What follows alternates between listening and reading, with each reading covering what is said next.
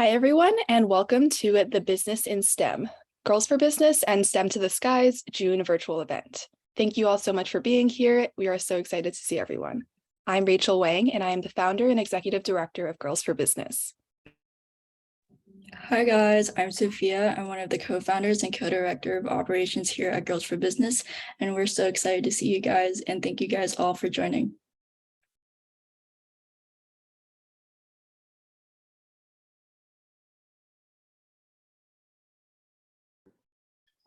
All right, and sorry. Our panelists, Dr. Jennifer Perusini, Ishita Ahuja, Ms. Jean Lee, and also Shavini Fernando. And without further ado, I will pass it on to Angelica, the outreach director of GFB and the host of today's event. Hi, everyone. I'm Angelica Freed. You might recognize me from all of our Girls for Business events. I'm a director of outreach at Girls for Business and also the host of today's event. Before we get started, I did want to pass it over to Annie and Eileen, the co-founders of STEM to the Sky, to also give a brief introduction of themselves before we get into our typical Girls for Business spiel. Sure, thanks, Angelica. So hey everyone, I'm Eileen. I'm one of the co-founders of STEM to the Sky. And I'm Annie. I'm the other co-founder of STEM to the Sky.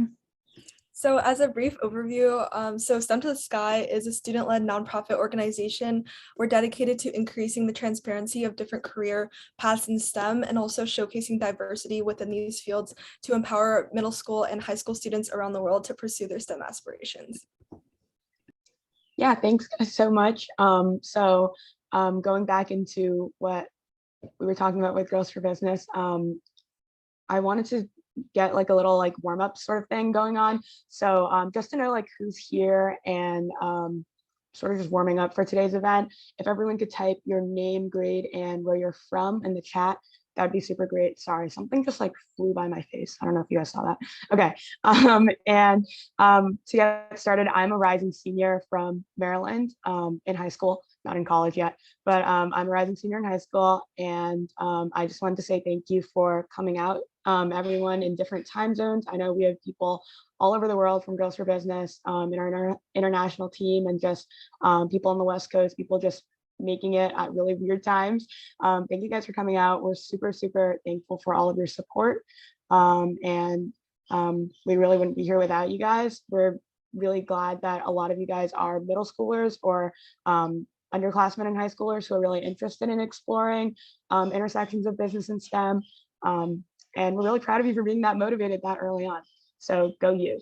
And today at the Business in STEM, we hope to inspire, educate, and empower middle and high school girls to explore these different pathways and careers in the many cross sections of business and STEM.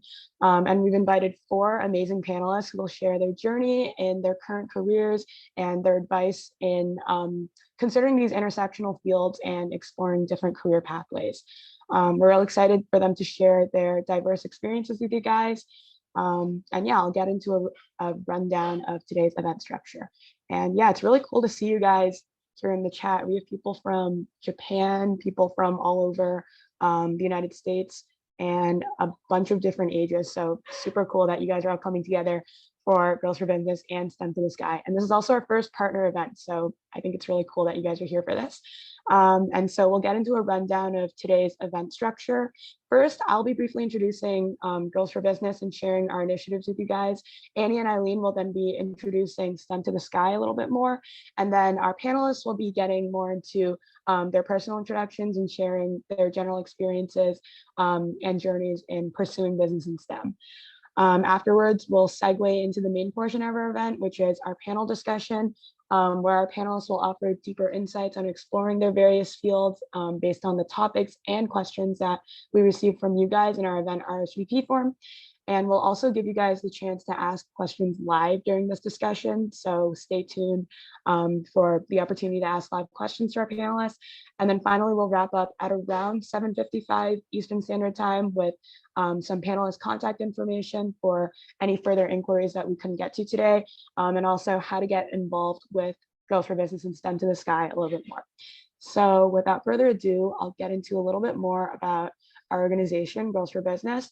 So Though business applications, they're found in a majority of career industries, it's actually scarcely covered in the traditional K through 12 curriculum, especially in America. And students lack a lot of exposure to important career and personal financial skills when they enter the workforce due to this lack of education. Also, the business workforce is a drastically male-dominated field, and women often lack representation in making important business decisions. So that's where we come in with Girls for Business. We're a student-led 501c3 nonprofit organization, and our mission is to expand business and networking opportunities to all middle and high school girls with a focus on 3 main initiatives.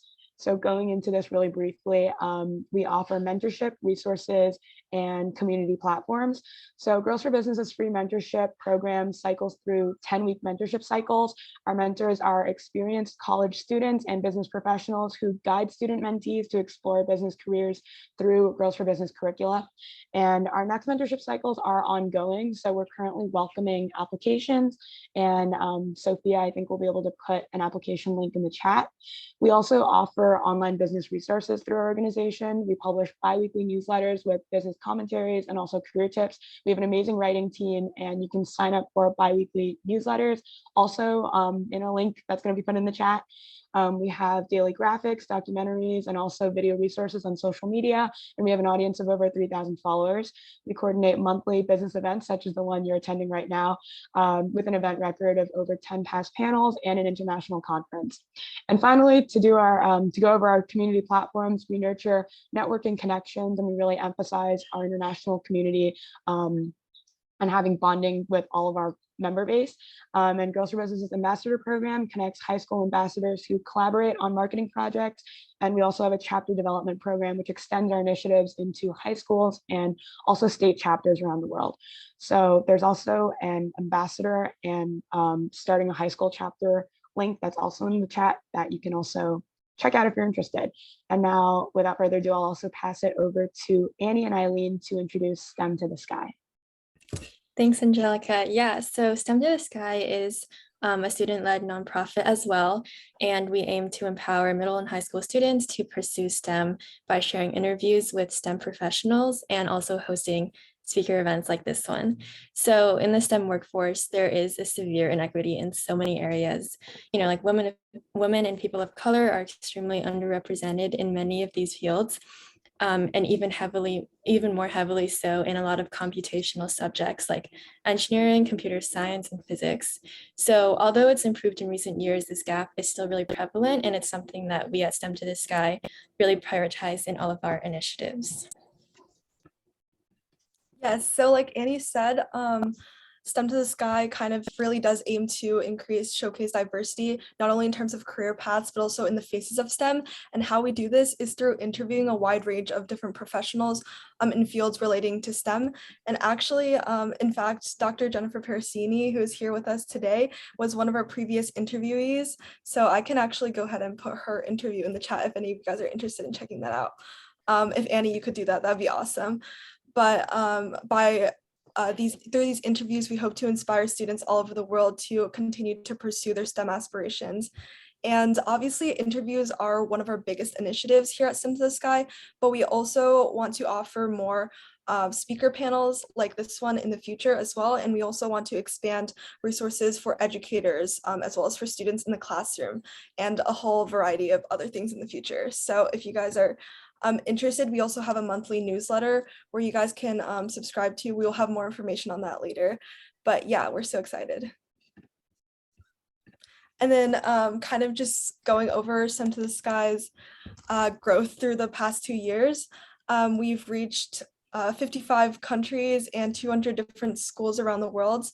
And our team is now 22 people, and we've technically interviewed over 30 different professionals within STEM fields, but we've posted over 25 of them. So yeah, stay tuned for more exciting things. And now we are going to introduce our panelists. Yeah, so today you will be hearing from Dr. Perusini, who is also, as Eileen mentioned, one of our previous interviewees. And you'll also be hearing from Jean Lee, who works at Capital One. Yeah, thanks, guys. And you'll also be hearing from Shavini Fernando and also Ishita Ahuja, who is also a recurring panelist at Girls for Business. So our panelists will be introducing themselves and sharing their general experiences a little more in the next few slides, so you can all get to know them a little more personally. So without further ado, I'll pass it over to Dr. Perusini. Hi, everyone. Thank you for having me here. This is really exciting. And thank you. I guess I'm going first here. So as you all mentioned, I did STEM to the Sky before a quick interview, which was a lot of fun. And if you heard it, I am a neuroscientist and entrepreneur, and I am the co-founder and CEO of Neurovation Lab. So we're developing a diagnostic and treatment for post-traumatic stress. Before that, I went to college at Barnard College in New York City, and I did my PhD in behavioral neuroscience at UCLA. I made the trek back home to New York as quickly as possible, did a quick postdoctoral fellowship at Columbia University, and in 2016, I founded my company. And I do a few other things. I have my hands on a lot of different things. So I'm also on the board of directors of a wonderful nonprofit, Women in Learning. I feel like I have the gears turning for some collaborations in the future. Women in Learning is a nonprofit that really helps to advance women's careers in science. I also am on the board of directors of my own nonprofit, PTSD Recovery of America. And I'm also heavily involved still with the Barnard. I am the chair of the Barnard Entrepreneurs Network, or BNET, and I'm also in the Leadership Council of Barnard's Athena Center for Leadership.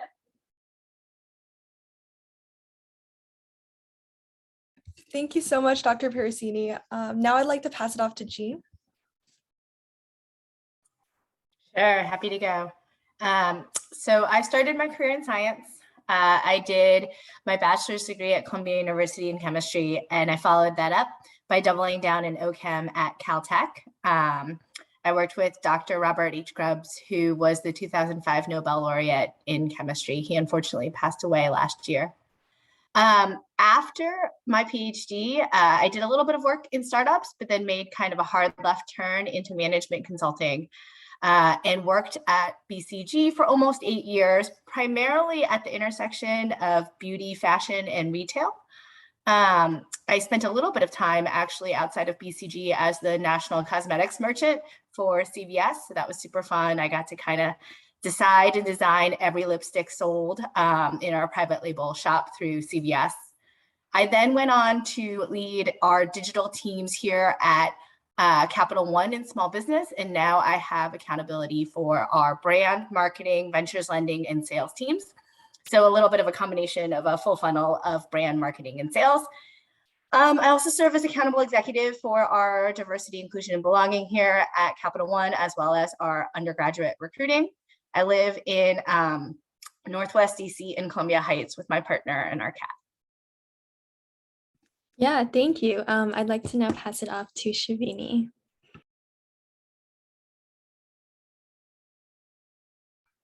Hi, I'm Shavini Fernando, the founder and CEO of OxiWear. I started that actually only in 2017-18, the research. But before that, I was a professor at Australian University for about till 2005. So I think it's about 9 years. And also a senior project manager for IT firms for software development project. So my own background is in computer science mainly, and I have my undergraduate degree in computer science from England. And also, I think I didn't send it to you, I have my master's in computer science from UNSW Sydney and MBA from Edith Cowan, Australia. And then in 2015, I came to USA because I got diagnosed with Eisenmenger syndrome. And after coming here, I came on 3-month leave from work. But after coming here, they said, oh, you can't fly back home. So I literally had to start my life here from the scratch. And as you know, no matter how qualified you are, how many years of work experience you have, it's not easy to get a job in US and get a work visa. So I started doing another master's at Georgetown in communication technology, so that it's literally an intersection between business and the computer science, which I have studied before. And then after that, at Georgetown, because of my condition, I literally started OxiWear as a solution for myself. But now it's about to launch in October, and we are going out initially for fitness, and we are going through FDA to release it for the medical market. But overall, I was a virtual reality and a game developer turned into, you can say, a medtech developer. Yeah, thank you so much, Shavini. That's extremely inspiring, and we're really glad to have you here speaking today. And then moving on, our last panelist, Ishita, I'll pass it to you. Hi, everyone. My name is Ishita. Currently, I go to UT Austin. I'm an MIS major and a marketing minor. So I am in the business school. And what I'm doing right now is I'm in New York City, interning at Merge API, which is a tech startup. And I'm essentially a growth intern, which basically means that I'm working a lot with our product post sales, figuring out how we can retain our customers and how to help them the most with their needs, because it's an extremely technical product.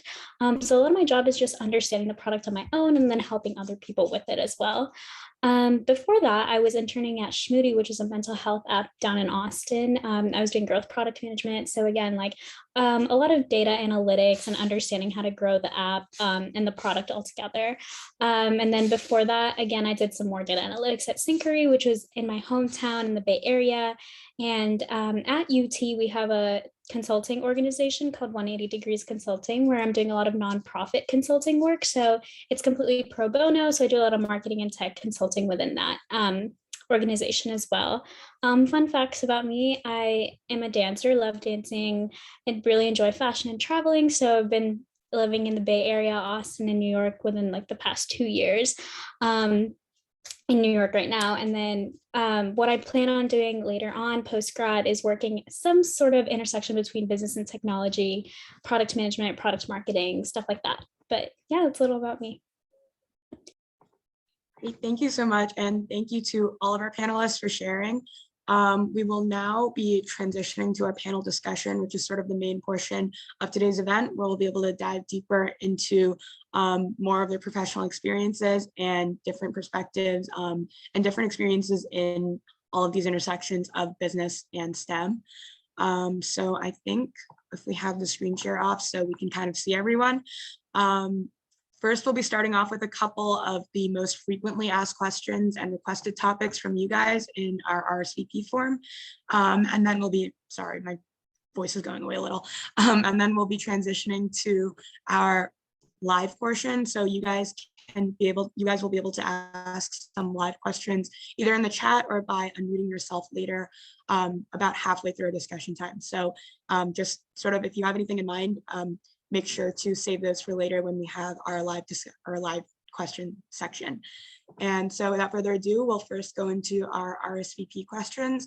I guess one of our most frequently asked questions to all of our panelists, and by the way, all of our panelists feel free to sort of piggyback off of each other or just all answer the questions asked.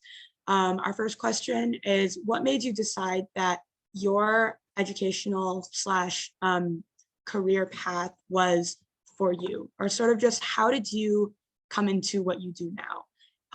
And whoever wants to start first, go ahead, and then you guys can all sort of take turns answering. I can answer if you want. I literally, you will laugh at me, you will figure out my age.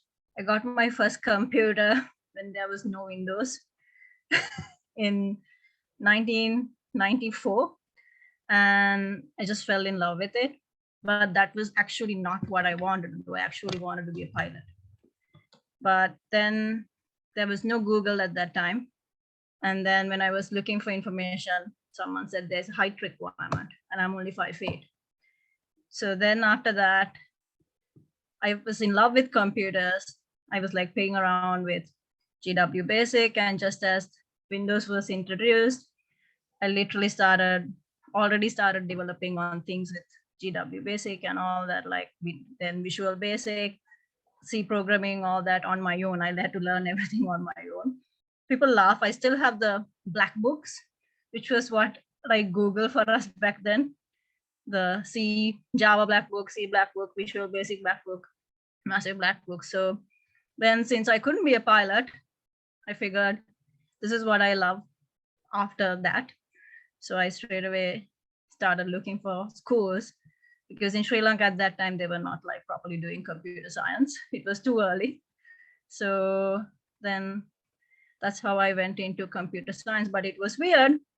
There was only 3 girls in my class doing computer science at that time. It was all guys. And then from all 3, 2 left. And everyone was waiting actually to see when I would leave. And I was the only girl who graduated with about a 60 group of men. And they actually thought I won't survive. But I actually survived because I wanted to prove them that I would survive.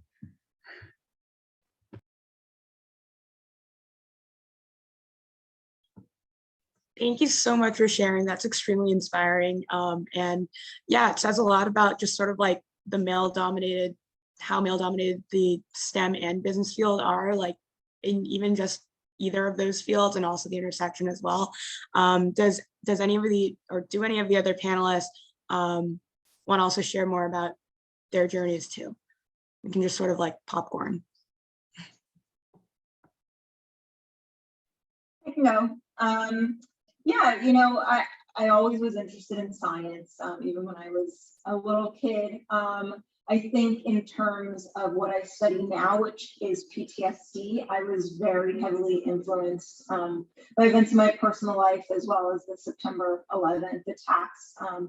I am a lifelong New Yorker, and where I grew up, which is about 30 minutes outside of Manhattan, we had such a high number of first responders lose their lives in the days after the attack. And at the same time, unrelatedly, I had lost my mother and my grandfather, all within the same month. And so for me, it was sort of this case study of like, I get to watch some people really sort of struggle after a tragedy, and then some people really develop great coping mechanisms. And I wanted to understand what was going on in the brain to make us act so differently.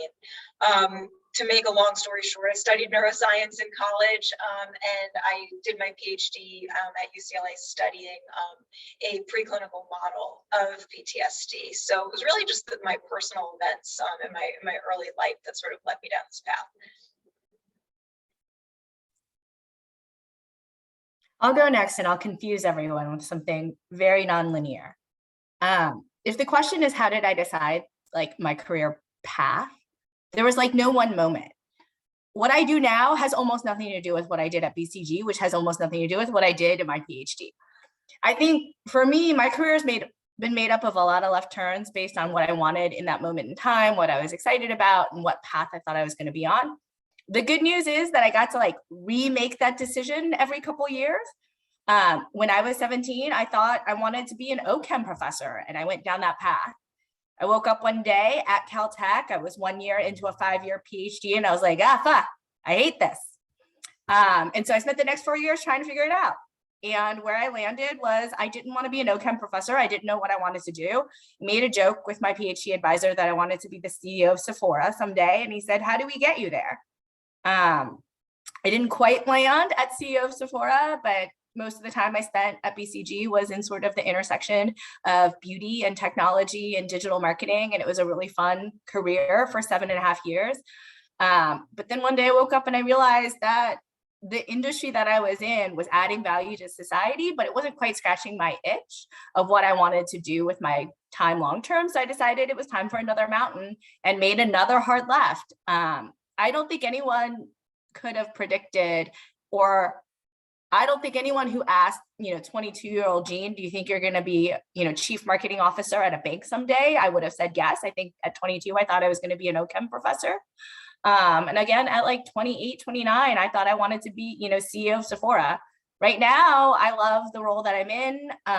I unfortunately have had two really great mentors in my life pass away in the past 6 months. First, my PhD advisor, and more recently, last week, the president of the division that I'm in. I always used to say, I want to lead under Mike. I want Mike to be the CEO of Capital One. I want to be, the next Mike. And so there's this like reassessment again of, every couple of years I ask myself the question, like, what do I want to do? What gets me excited about getting out of bed? What skill set do I have? What impact do I want to make on society? So there is like no single linear answer to like my story, but hopefully that sheds some light to those on the line that you can kind of remake the decision every couple of years if you want. Yeah, I think I relate a lot to Jane's answer as well. I mean, I'm like very much starting off with my career and like in the middle of my education, but figuring out kind of like where I wanted to study and what path I kind of wanted to go down was a lot of process of evaluation for me. It was a lot of like, okay, I'm going to try this and I know I don't like it. So at the end of the day, like what is left for me? So I knew like I wanted to be in tech somewhere, but I also knew like I didn't want to be sitting behind a screen for the rest of my career. And I wanted to be like very hands-on and very involved with people. And that's kind of where I took in this like business and tech cross section. But even now I can't like confidently say like this is going to be something I do for the rest of my life. It's just what makes me happy right now. And I think I'm going to continue to change that as I go down like college and then again like getting a full-time role post-grad and all of that.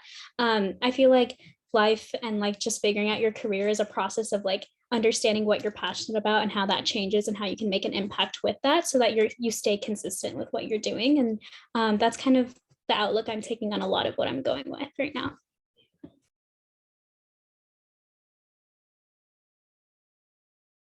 Great. Thank you so much for all of your answers. I think it just speaks to so much, like there's so much insight from all of your answers of how like diverse the pathways are to these different intersections of both like tech, STEM related careers, and also business. And I think Eileen will have our next RSVP question for you guys. Yes, thanks, Angelica.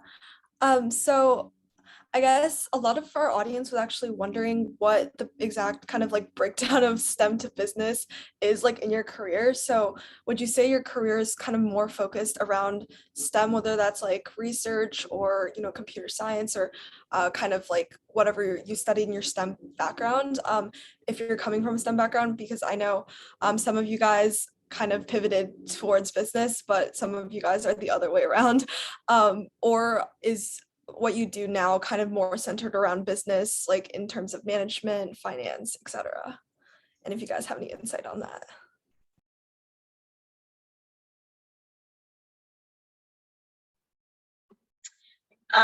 Yeah, so background in science, I do almost 100% of the business now. I'm not in the lab anymore. I really just run the day-to-day of the company. The one bit of science that I still do is that we work with contract research organizations. So that's our way of keeping our company lean. We hire other scientists basically to run the experiments we want. So I still get to sort of analyze their data when it comes back, speak to the scientists, need to understand what it is they're doing and help them troubleshoot if necessary. But on a day-to-day basis, it's very little science. For me, I can say I actually did my MBA because the school asked me to teach management information system to business students. So it was pretty much like teaching Greek to Spanish. They couldn't understand what I was saying. So I did my MBA so that I understand their language, so I can dumb it down to their level, so that I'm not talking in complete, like all terms like gibberish that they don't understand, that I can explain it in a way that they understand. That's the whole purpose of me doing the MBA. But now it's actually very useful for me now that I'm doing a startup, because everything I learned, I'm actually now only practically applying to the company. So I'm hardly doing any computer science work now. I say I'm like doing another PhD because I'm actually learning so much. But at the same time, because of my experience in the computer science and project management for the past 20 years, it made it easier for me to manage the whole startup work, to get everything done in a very agile way, so that everything's done parallelly and then we combine them together when it's done. So that's why we were able to manage completing all the hardware development, 5 iterations in just 3 years, and even like to go through the whole FDA process. And another thing is, especially like Jennifer said, when you're working with contractors, they don't know I have a software background, but because I have a software background, I know when they're trying to, like, when they're not being honest about the work that they're doing, it's very easy for me to understand. I'm like, oh no, that's not how it works.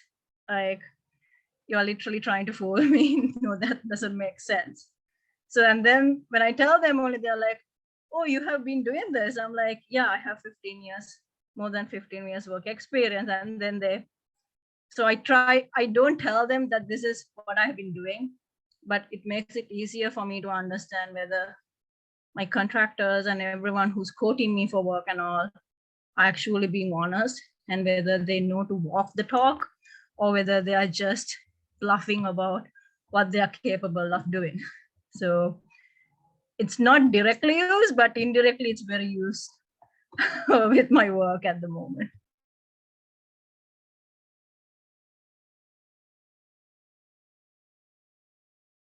Great.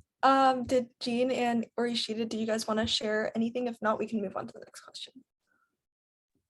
Yeah, I can share a little bit about just kind of my STEM experience, but I think like the role I'm in right now and just roles I've taken on in the past have been within the technology space and within tech companies, but the position that I'm in isn't exactly like the most technical part of it. So I think that's like how my involvement in it kind of got to be, because I realized like I didn't want to be very much like coding or like sitting behind a screen, but I realized I did want to be integrated with something that was going to be like the future. And I think a lot of technology is that. And so my role has kind of been like understanding where within the STEM world do I like kind of lie. And that's also why I picked the internship I'm at right now, to just kind of understand like, okay, I can be within a space that is growing, that is going to be the future, but also a space that is going to help me with my career trajectory and like some place where I can grow as well. So like a lot of the others, my day-to-day has almost no actual what you would define as STEM, but I think it's a little bit of how you define STEM. So if you define STEM as utilizing the scientific method to understand the hypothesis you want to test, I would say I do that every day.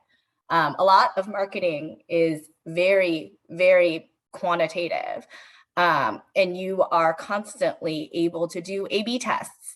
So if you count that as STEM, I would say every day there's a little STEM in my life. It's how we think about our marketing. It's how we think about our media mix modeling. It's how my team deploys about $500 million of marketing money out there. I hope they use some scientific method and some quantitative analytics. But in terms of, research and bleeding edge technology, that is not my day-to-day. Gotcha. Yeah, I definitely think it's interesting how the quantitative aspects of business kind of can be considered STEM, like you said. And it's also really interesting and valuable to have that like technical STEM background to be leading like the business side within a tech or biotech company. So thank you guys so much for sharing that. Angelica, do you want to ask the next question? Yeah, thank you guys so much for sharing those insights. I think one of our other popular questions was, what's it like to hold leadership positions?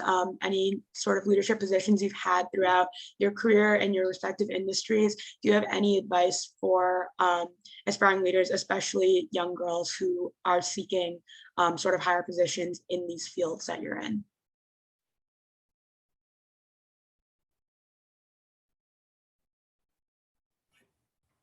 From my experience, I can say a lot of people undermine us, which is where women.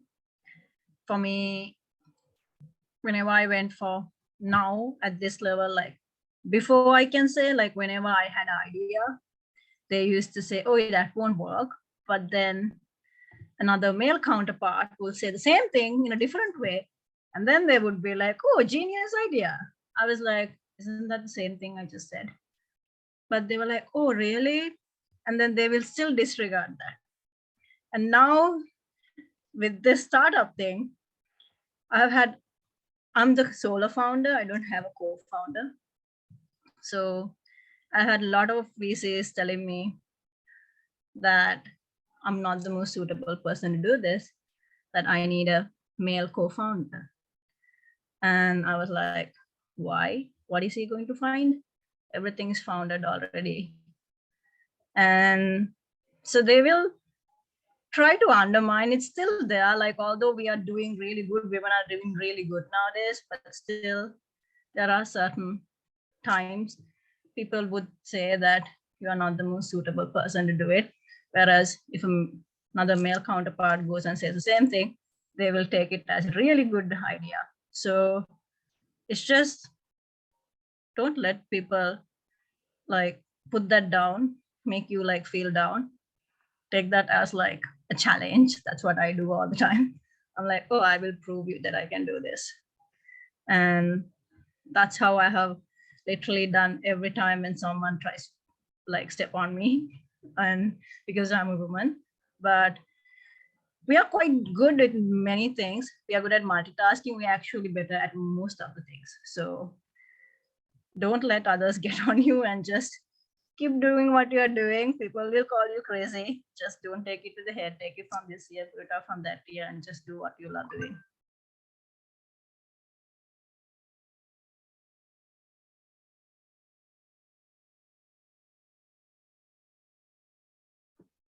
Yeah, definitely. Thank you so much.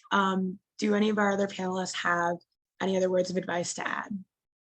So I'll start by like define your terms moment. Like I'll share with you what I think of when I think of the word leadership. Leadership is just power. And how does power happen? There's positional power and there's relational power. Positional power being you are put in charge of something.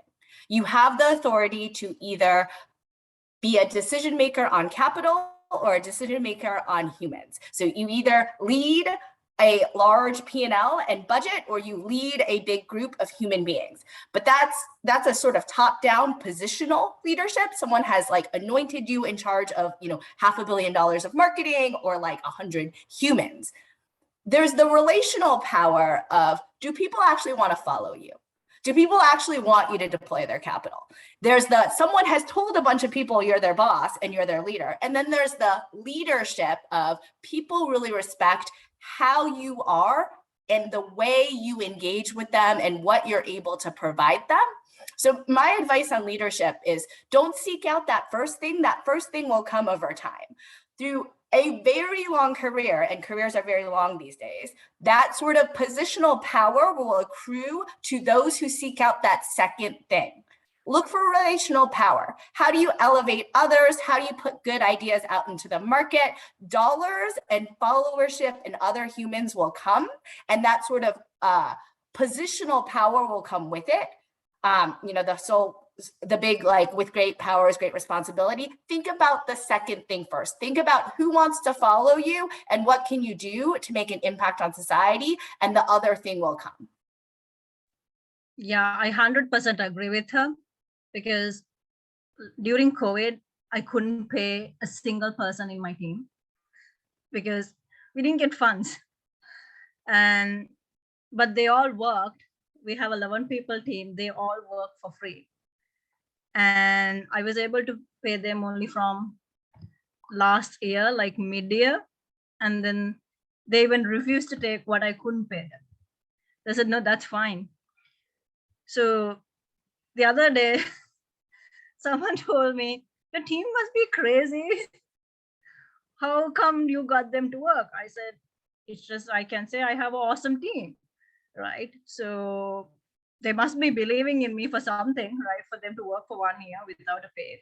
So if you are doing the right thing, and if you know you are doing the right thing, people will actually follow you and they will help you. They will support you no matter what others say. So as long as you have that tribe who goes with you, I think that's enough for you to later on get the funding and everything you need to get your work done.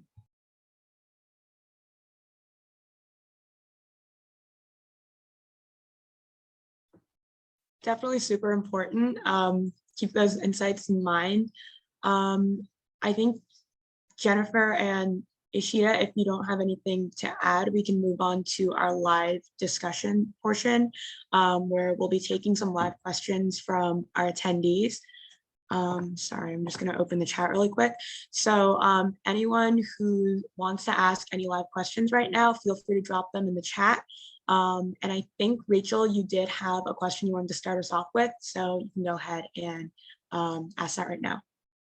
Yes, I do have a question for everyone. First of all, thank you all so much for sharing all of your experiences. It just absolutely blows me away by how passionate and how well-versed you guys are in all of your expertise, both in STEM and business.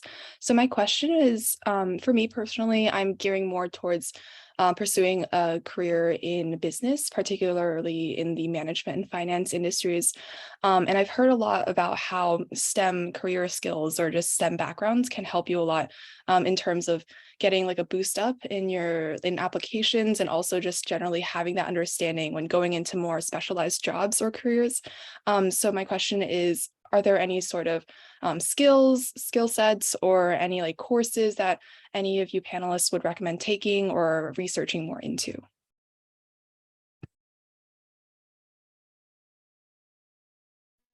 I think I can speak a little bit in terms of courses. When I came into college the first time, I was very also like, I'm going to be in the business school, so it's going to be a lot of soft skills that I'm going to be learning. But then I realized like those skills aren't as transferable as the rest of what STEM provides you. Like in the business school specifically, it's easier to get like finance classes or even like MIS classes rather than the science one. So that was kind of the route I ended up taking. And like what's great about when you are in a program like with business or whatever, it's that you can kind of build your entire curriculum for yourself. So it's up to you how many classes you take when it comes to like soft skills versus when it comes to technical, more transferable skills. And you can get that through finance, accounting, MIS courses. You can even take classes outside of your own school. And so I think like going into college, having the mindset of like, I can basically pick out how these next 4 years go, and I can kind of like lay that out for myself to see in what best possible way am I going to have skills that are going to last me when I go into my career. Because a lot of times when you are applying into like finance or consulting, you're given a lot of mathematical questions or a lot of case study interviews where you just kind of have to logically understand the breakdown of things. And that really comes when you start taking more STEM related classes, because it's just a whole different way of thinking. And I think rather than the exact like knowledge you get from those classes, it's more about the expansion of your brain in a different sector, and you start learning things that you wouldn't usually think about aside from STEM classes, and it really challenges you, which is really great when it comes to you applying to things when you go into your career. And I think that's what helped me a lot as well.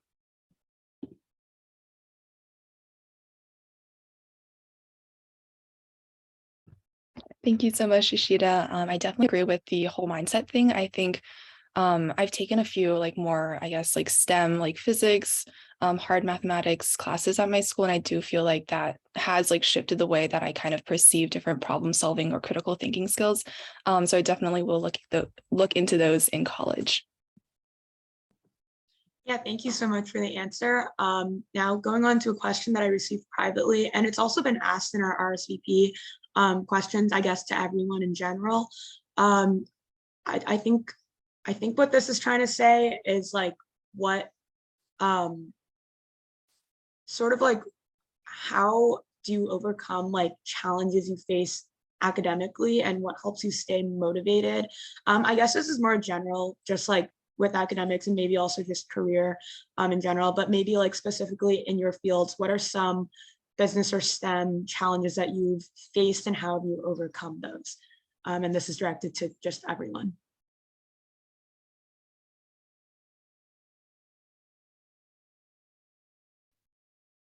Yeah, I can start.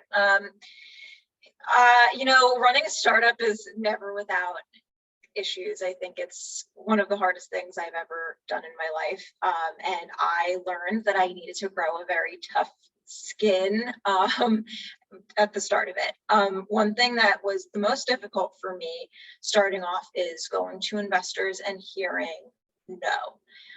Because to me, I was in my early 20s. I thought, wow, this is so great. Like, look at what I discovered. Everybody should like it, right? Everybody should want to throw money at this problem, but it's not true. That was one of the most difficult things that I went through. A lot of tears shed, and someone else said, hearing your male counterpart getting all the accolades. That's definitely happened to me as well. So we're just growing a tough skin and realizing that people's passions aren't necessarily shared with yours. Investors just want a return on investment. That's essentially what it is. Whereas I care about curing PTSD. And a lot of other difficulties are going to be even bigger than that. They're less personal. During COVID was one of the hardest times for the company. We thought we were going to potentially shut down. Luckily, we were able to get funding through the Department of Defense, which was really exciting for us. But just trying to figure out, next steps and moving forward and being able to pivot if necessary was another major challenge that we had to go through. Yeah, I totally agree with her. I pitched to 357 investors for my first round. Yeah, and it took 1.5 years for that. And now I'm closing the second round. It's just been 2 months and I haven't pitched any. So the coin flips, it's always the first time that's hard, because like I said, people will not believe you. They will say, why are you the right person to do this? Even though you've been doing this, I'm literally a patient. I understand how this works and why it's needed. And yet they're like, why it's needed? I literally had to tell them, if you don't have enough oxygen in your body, you die. I literally had to tell that line to some of the investors who are literally questioning me, why is oxygen monitoring important? And no one was willing to believe me until we got our first funding after Stanford and MIT published 2 papers saying, please keep monitoring your oxygen level throughout if you have any COVID symptoms. And please do not come to the ER because your Apple Watch says so. Please buy a medical grade device. Because till then they were like, why can't Apple do this? Even no matter how many times I said, you can't measure medical grade on a wrist. No one was believing me until Stanford and MIT published a paper. So it's going to be really tough. Like if Menna asks 5 questions, you will be asked 100 questions. That's how it is. But like Jennifer said, you need to build that thick skin to face everything. Some days in the evening, I feel like hitting my head on a wall. Like I pitched to about 8 people and all 8 says the same thing. And I'm like, what am I doing? Why did I say no to that 6-figure nice job offer letter I got? But then at that time, just find something to chill and then get back and you will be able to do it. And the other thing, we are quite good at handling stress and managing all that. And also, like I said, multitasking. So because of that, I think we are able to filter out and take all the stuff we want because we are built for that from small days. That's what we women do most of the time. So we are capable of doing. It's just don't let anyone put you down. That's all I say. I always like take it from this year, keep what I want and put out the others. And always try to find, they say your vibe attracts your tribe. So try to find that tribe first. And once you get that tribe in, the rest of the people will follow you. So it's just that getting that tribe first is the hard part. But once that is in, then after that it's easy.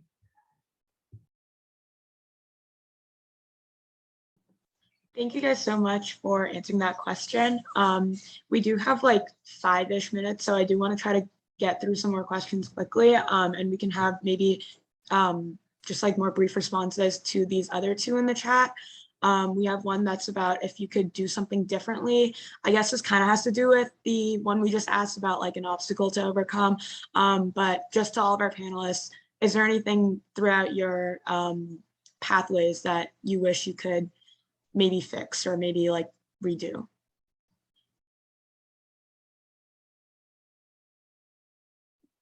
I would say I wish when I was in high school, I was more of a go-getter. In certain situations, I think that's something that I learned a lot in college and just started doing a lot more, because coming into college, you realize like no one really knows you, you don't really know anyone. And so you can do whatever you want. It's a whole new life. But like in high school, I was very scared of judgment, or just like, is this even for me? Am I going to be good enough? Because there were so many people that were good at so many things. And so I think what I would encourage all of you to do is in like middle school, high school, take those opportunities that scare you, and to put yourself out there into things that you don't think you would be good at, or things that you're afraid of doing because of judgment, because those honestly end up being the best opportunities that you take, and then they have the best outcomes regardless of whether or not you end up pursuing them. I feel like those are what teach you the most and help you pursue other things as well.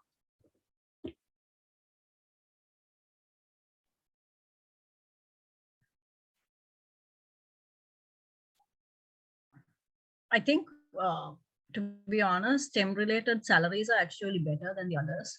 So that's something I have found when I'm trying to figure out the payrolls for my team. So definitely, yeah, if you have the STEM and the business both the intersection and the experience, it's easy for you to get a job as well, and you will get a higher pay scale as well. That's what I've learned trying to do the payrolls for my team.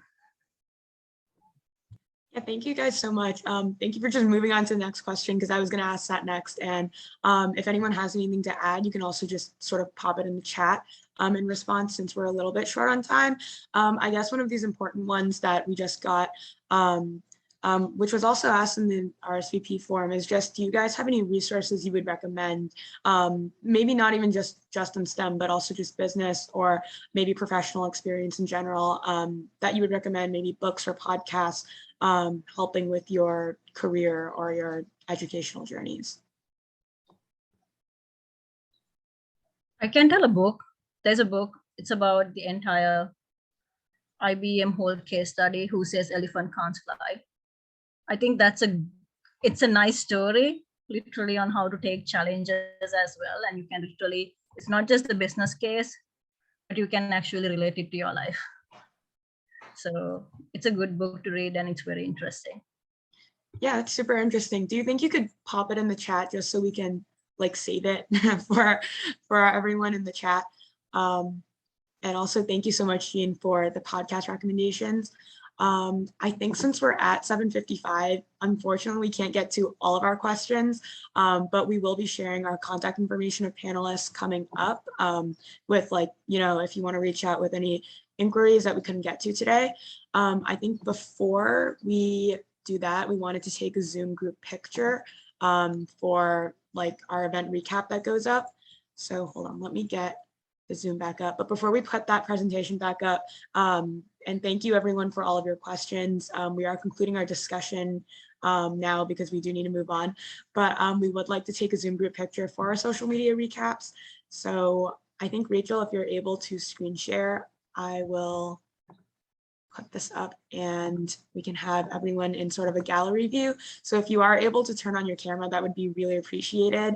And I'll just count to maybe three times, so we can get a few photos with all of our different slides of attendees.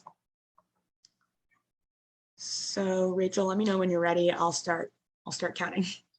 Okay, got it. It's pulled up. So Angelica, whenever you're ready. Okay, first picture, 3, 2, 1. And then another one, 3, 2, 1. And then I'll do one more just in case. 3, 2, 1. All right, thank you guys so much for that. And if we can get the screen share back on, that would be great. And in the meantime, if you want to be tagged in our Instagram recap or just tagged in our Instagram recap, you can leave your handle in the chat. We are really active on Instagram at Girls for Business, and we'll share a bunch of other social links later on in the slides. Same with STEM to the Sky. And yeah, so moving on to our next slides, we have all of our featured panelists' contact information right here on the screen. You can feel free to take a screenshot or take a picture right now, and feel free to reach out with any questions that we couldn't get to today.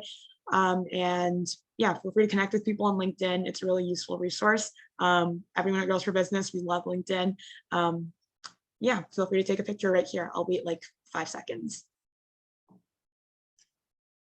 And moving on, if you want to stay updated on all of our latest content, you can be sure to follow us at Girls for Business. Most of our handles are Girls for Business, to stay updated with our socials. We have a lot of cool content planned across all of our social media accounts.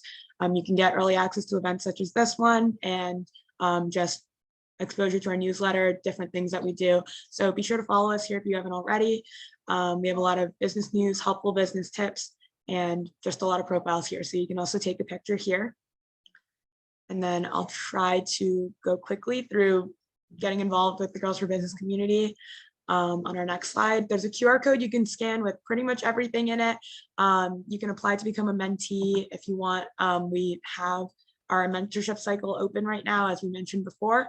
And there's also going to be a link with more program details going in the chat.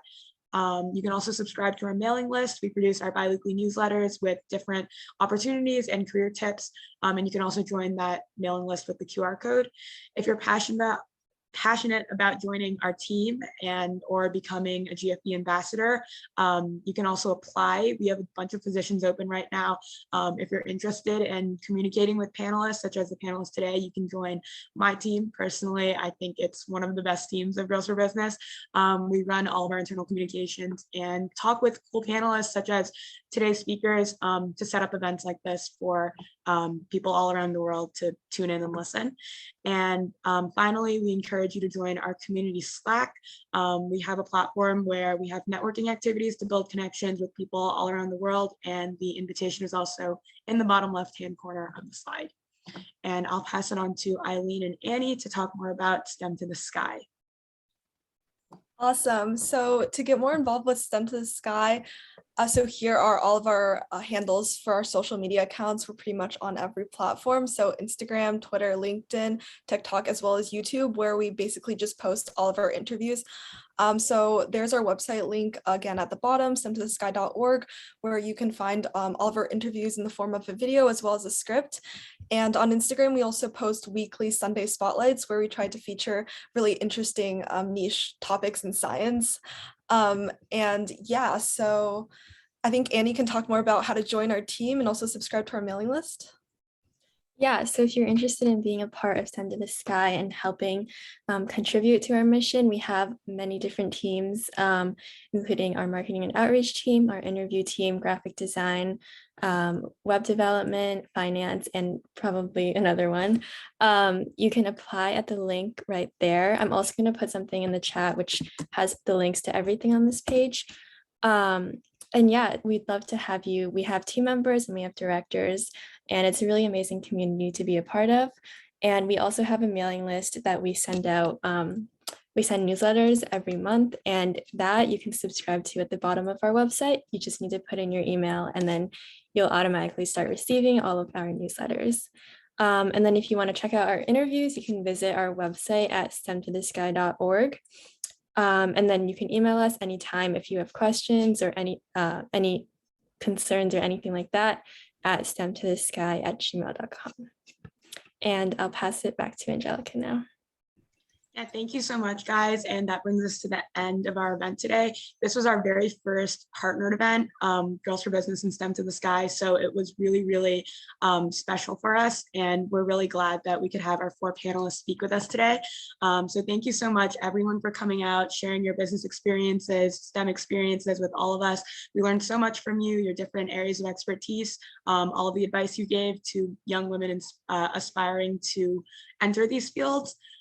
So a huge thank you to all of you guys for taking the time out of your day, and a huge thank you to all of our attendees for attending today. Rachel just put a feedback form in the chat if anyone's interested in pitching any other event ideas you want to see us do. Also for Stem to the Sky and Girls for Business, just any suggestions that you have for us and any feedback on today's event. So I hope you guys had an amazing time hearing from our panelists and speaking with us. And we hope to see you guys again at future Girls for Business events. If you have any additional questions or anything, you can feel free to stay on. Girls for Business, we're going to be staying on for a little bit if you just have general questions about anything. But for everyone else, you can feel free to go and have an amazing rest of your day. And thank you guys so much. Bye, everyone. Bye, everyone. Thank you, guys. Thank you for having me, and good luck with everything. Thank you so much. And yeah, Actually, we all of really our speakers, you guys can feel free to also just go.